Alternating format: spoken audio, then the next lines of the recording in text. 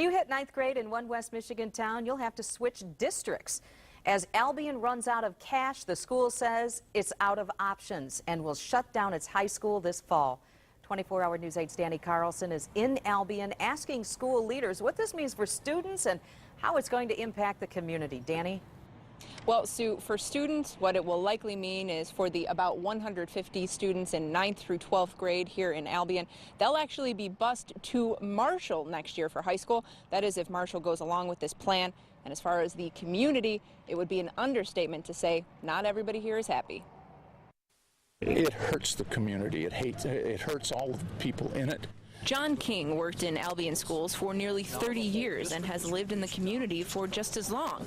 He says closing down the high school and sending kids to Marshall will be devastating for people here. Now we've got a community without all of the parts. It's, you know, and a community is a body, and you take away some of its parts and it's not going to be as healthy. Simple as that. And we've been being taken apart for quite a few years now.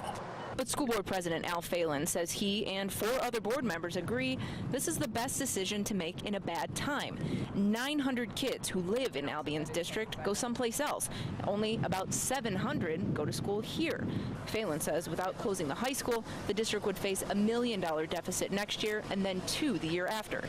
We already knew that if we stay with the K-12 system, there would be almost no other programs other than the educational curriculum.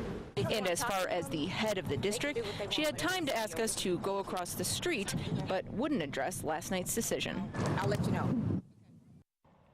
The superintendent never did let us know, never did get back to us today.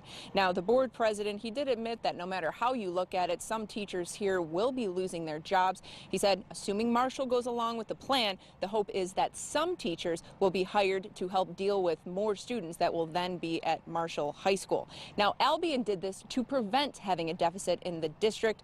But right now in Michigan, 49 school districts are operating at a deficit.